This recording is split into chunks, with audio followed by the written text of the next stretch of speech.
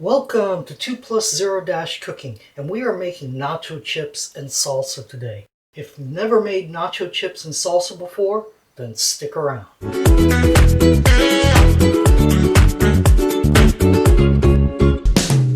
Hello, my name is Beef, and if this is your first time here, thank you for stopping by. I make small, tasty recipes for me and my plus one out of our tiny apartment kitchen. Our recipes are small, easy on the budget, and easily scalable for more servings. So let's make some nacho chips and salsa. Just to let you know, I really didn't want to make this. It is so hot here today. It's so hot that we actually broke down and turned on the air condition. And it's not July yet, but we're just like struggling with the heat. I probably could have made this dish outside, but if I would have made it outside, we still wouldn't be able to run the air conditioner because all the smells and the heat from the nachos would actually ventilate inside. So I hope you just, tolerate that whining sound in the background. That's our AC unit, our supposed AC unit. But we're going to go ahead and get going on this nacho chips and salsa. The first thing we're going to need to do is we're going to have to chop up these vegetables. I have a lemon, a lime. I have a tomatillo. This is the basis for a lot of Mexican dishes. It has a citrusy tomato flavor to it. We have a tomato. We have a green onion. We have 1 clove of garlic. We have some leftover white onion, salt, pepper. I'm going to use sea salt, and I'm going to grind some black pepper. We have some cumin. I don't know if that's going to be that necessary because there's going to be cumin in our nacho chips. And we have cilantro here. We have a potato because I have to figure out something for dinner. It's just too hot, and I'm thinking we're going to need some kind of starch. So this is going to be in the video. It's not actually part of the dish, but it's my show, so I can do whatever I want. But these are the basic items that you need. Oh yeah, I have the Modelo because it's hotter than nuts in here, and I really need a refreshing drink. And well, yeah, that's because they're cousins, That's why they're there. So the first thing I'm going to do,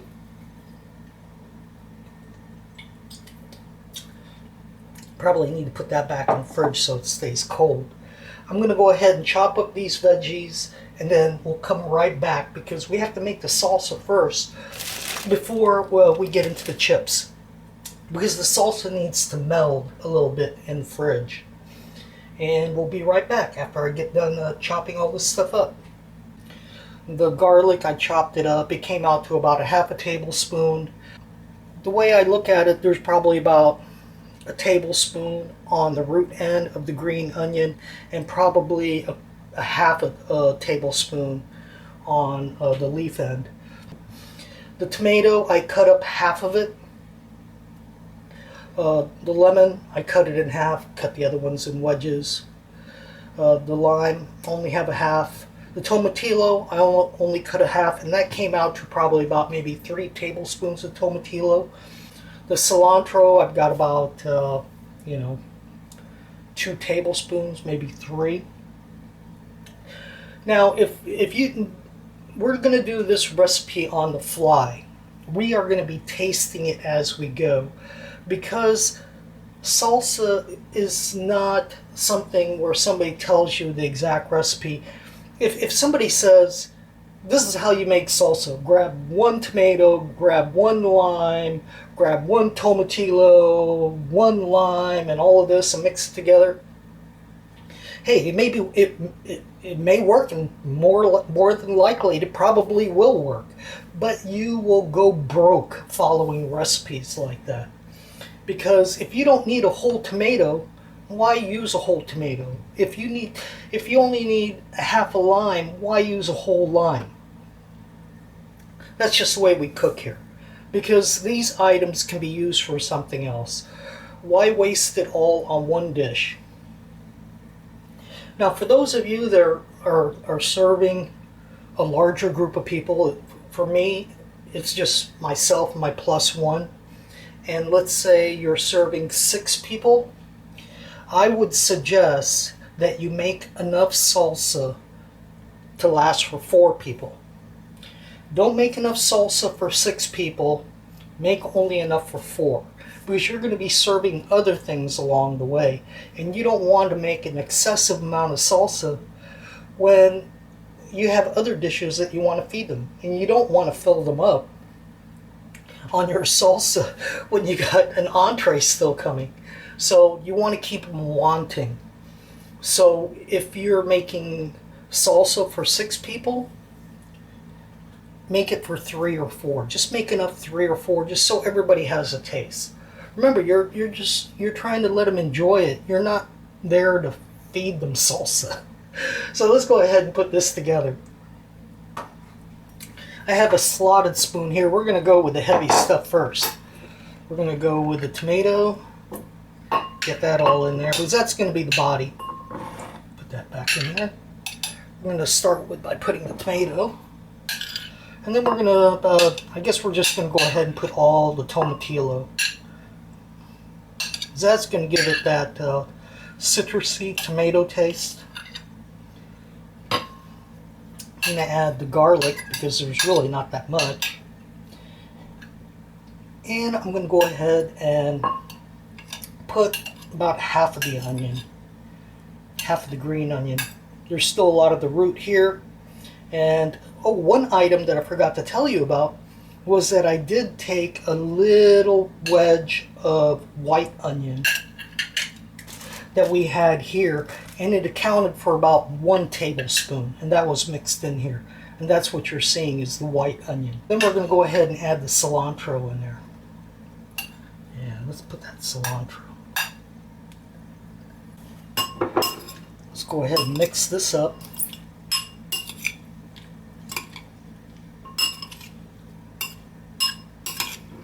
We're going to go ahead and add the lemon.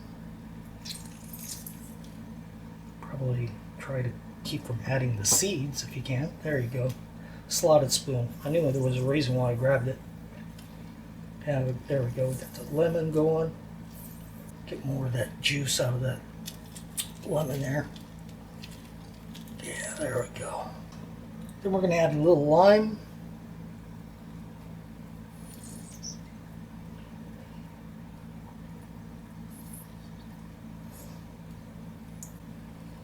And the lemon and the lime is going to start cooking this thing. That's just the nature of citrus. And we're already developing juices and everything in there already. So I went and grabbed like 4 spoons. Because what we're going to do is we need to taste this. Because that way we'll know what it needs. We need salt and pepper.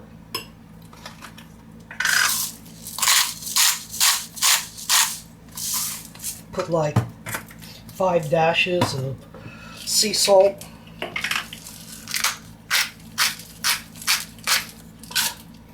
Four or 5 dashes of ground pepper. Stir that around a little bit. Let's go ahead and taste it again. Yeah, it's just right. It's a good balance of everything. It's not, I'm not feeling any particular vegetable coming forward and just like screaming at me. So that's good. Yeah, that's good.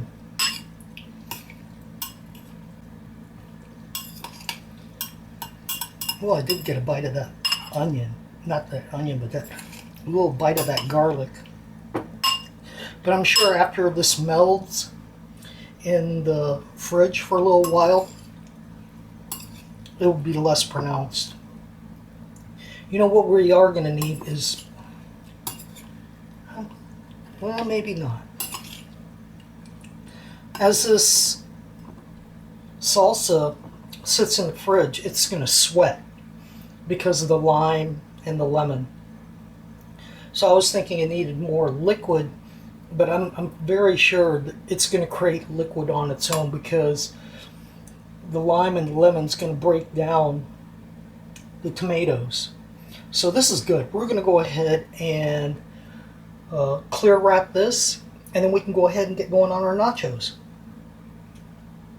And what I'm going to do is I'm just going to put it all in one bag. The tomatillo, the lime, the lemons, even the green onion and the tomato. That will work great together. I mean, there's no reason why you have to package them separately.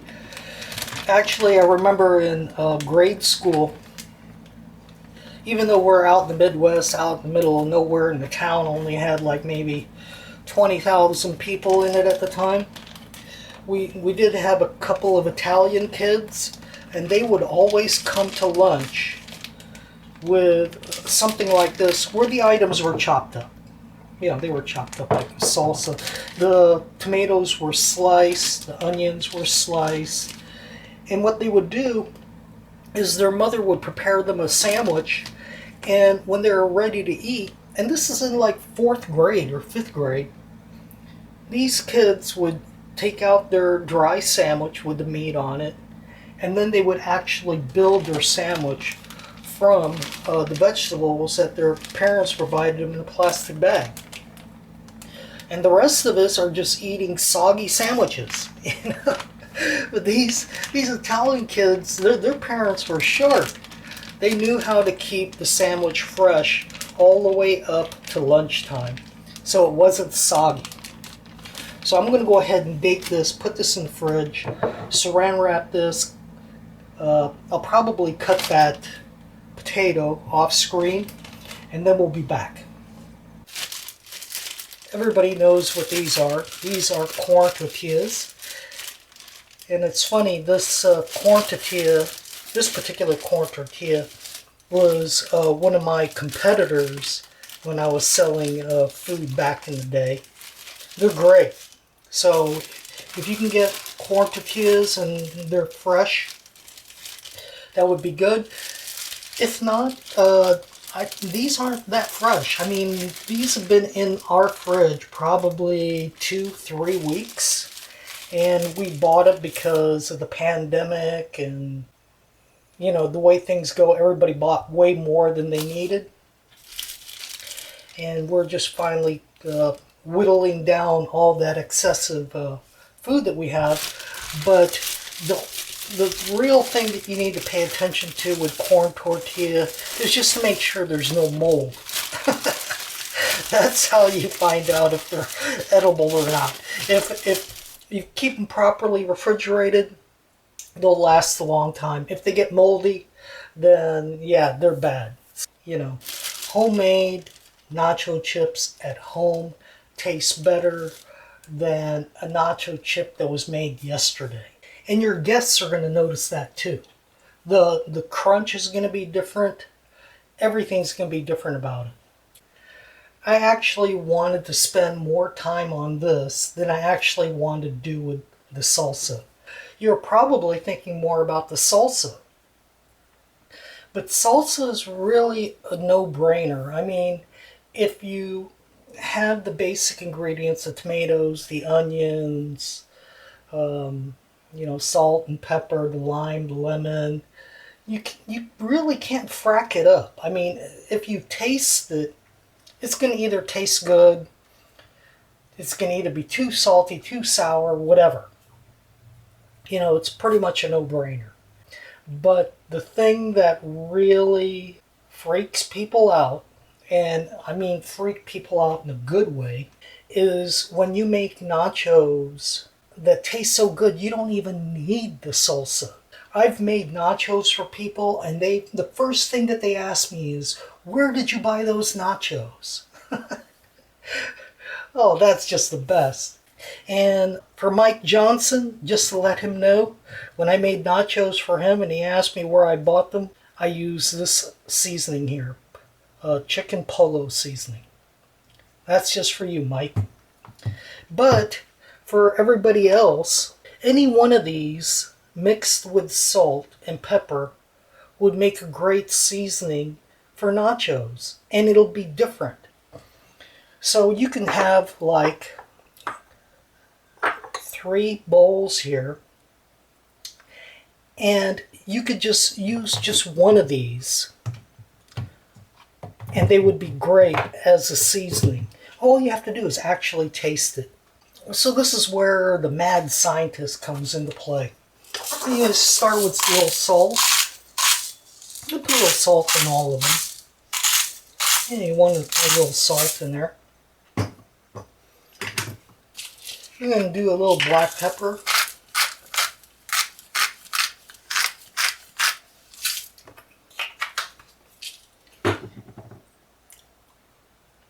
That's already good by itself. You could just go with that and you'd be good to go. Then you could add a little paprika to one, a little oregano in the other one. Oh, let's put a little onion powder in this one. Oh, look at this. I bought this because somebody said that this would be good to put on a steak. Let's put that on there. And you could probably just put this on there by itself. Feel how you want it to go, and then go with it. See, now when people eat your nachos, they're not going to be able to go anywhere else and find the exact same recipe. And that makes it great. And odds are you may not even be able to duplicate your own recipe. So you have all these different flavors that you have in your cabinet right now. And you can use all these flavors to make your own seasoning for your nachos. I'm going to actually take a couple of nachos, use this seasoning, grab a couple of, few more nachos, use this seasoning, and so forth and so on. And you can kind of tell that if you're a guest and you're reaching into that bowl of nachos and you grab one and it tastes a certain way, and then when you grab another one, you'll be delightfully surprised it has a different taste. Now, you can't buy that in a bag. That's only something you can do because you spent the time to figure out some spices. If you deep fry tortillas, they will curl up and they will cook unevenly. And that's where the lid comes into play. They're starting to puff up a little bit. Go ahead and put that lid on there. Now you can use a larger pan, use a larger lid. Just make sure you leave a space in there for, the oil to release pressure. Otherwise, if you put a lid on there that's too tight, you're going to get an accident. The oil will create pressure, and it will squirt out, and it will burn you. Now, with my +1 and I have the opportunity to pay attention to little things like this. But if you have a lot of people that you have to cook for, and you need to make a lot of tortillas, do what works for you. I'm not telling you a hard and fast rule of how to do it. This works for us. And if it doesn't work for you, modify, move on. Here. Shake it around, get any loose oil off. Put it into your paper towel seasoning, and you want to do it while it's hot. That way the seasoning really sticks onto the tortilla. Probably need one more batch of this for that particular flavor profile. And then I can go ahead and switch this paper towel out to make the next batch. So just repeat the process. If you only have one flavor profile with the seasoning, then it's a no-brainer. You don't even need this. You can just do it in here. So I'm back at the counter, and I have 3 types of tortilla chips here. Luckily so I got that finished because I just been notified by the powers that be, ball and chain, that I have to cease and desist using the stove because the apartment is just way too hot. I grabbed the salsa and like I thought, it's doing what I said it would do. That lemon and lime juice is really sweating those tomatoes and creating a lot of juice. Looks good. You know, she's kind of critical right now. She's going to go, see that chip? It's got way too much spices on it. I don't like it that spicy.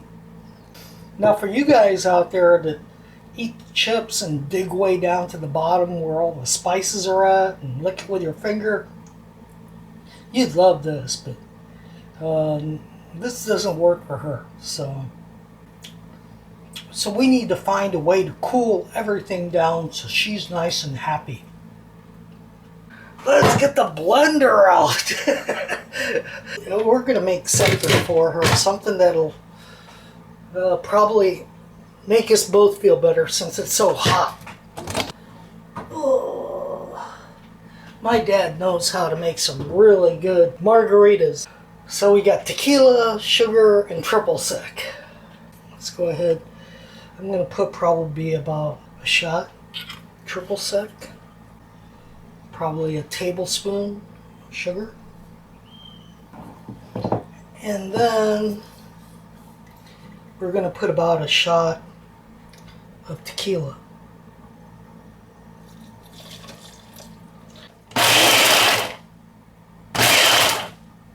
What my dad says is you don't want to overblend it. You want to have those sugar crystals floating around there intact. A few glasses out of here.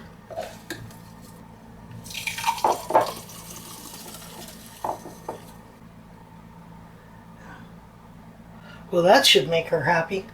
Oh man, still not good enough. I'm gonna have to get this to her before they melt completely. We have our nacho chips, 3 different flavors. We have our salsa. It's fabulous, but I don't think it's good enough. Oh, yeah, I got an idea. Be right back. Let's grab a couple of these. That's good. We got this.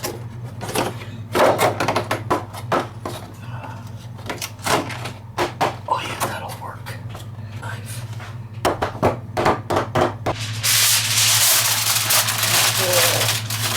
Pop some holes in it.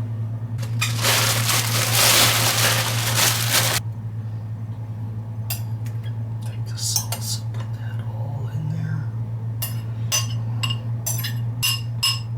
Like that.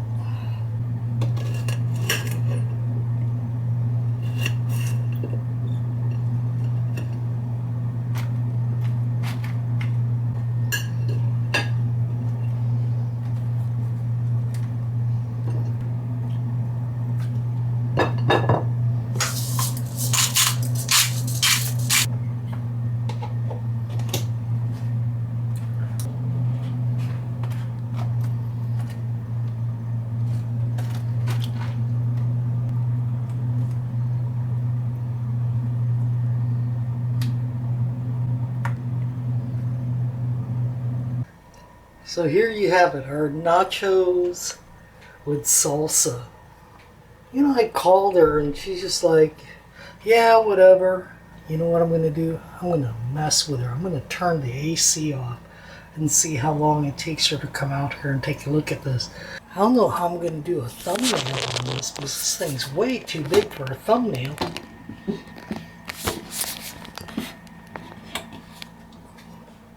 Hey, sweetie, it's cooling off outside. I'm turning the AC off.